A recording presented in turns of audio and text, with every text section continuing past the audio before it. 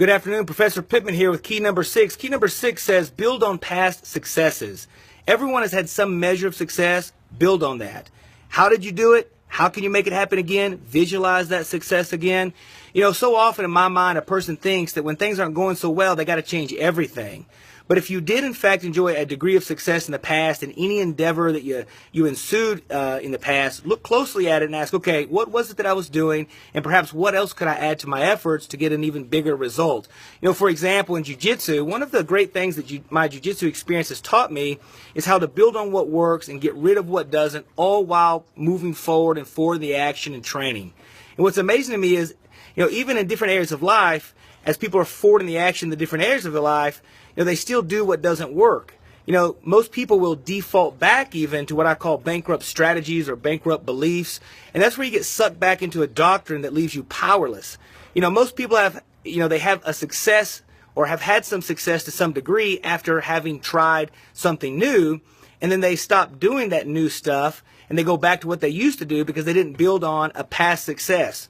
So team, people think that success is like the winning lottery number. It's not. It's a build, and in many cases, it's a slow build. In many cases, when you use and utilize and submit yourself to a strategy, it's almost like it lines up. You know, it's not this big tsunami of success that just washes you out to the great blue sea in a good way. It's more like these little ripples, these little waves where you realize my job is to build on that past momentum of these little ripples and waves. So in regards to visualization, in regards to visualizing that success again, I'm just a big believer that if you want to change your outcome, you got to change the way you think. And the first thing you got to see in your mind's eye is how's this strategy going to be played out in my mind's eye, and you know, what kind of goodness is going to fall out of that. You know, take my life for example, my work life. I know that the academy of my dreams is right here, right now on 34th Street, provided that I build on each small success that happens each day. You know, that family of my dreams is right here, right now, provided that I know it's here for the building. You know, I'm in agreement with that scripture that tells us, you know, without vision, people will perish.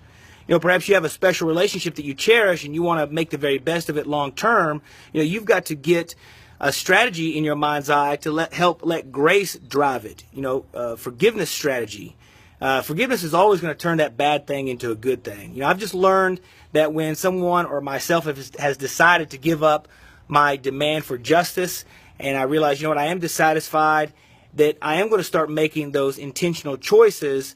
And when I decide that I want to submit myself to an actual strategy, an actual process, that gives grace and mercy the best chance to reappropriate the bad for the good. So it's just important to work to get to a place of using and utilizing some sort of strategy ongoingly, and have a process that you can build with. This way you don't stay ignorant of all the possibilities that life has to offer. So there you have it, key 6. As a reminder, this Saturday in our apprentice program lesson, we're going to be reviewing all the strategy work that we've been doing and placing our final answers on the big 3 leadership strategy questions. You know, where am I now? Where do I want to be? And how am I going to get there? So that's the key and what we have to look forward to in our Saturday apprentice lesson. As always, it's my pleasure working with you. Thank you very much. I look forward to working with you next time. In the meantime, keep the faith, you know, keep working, and God bless.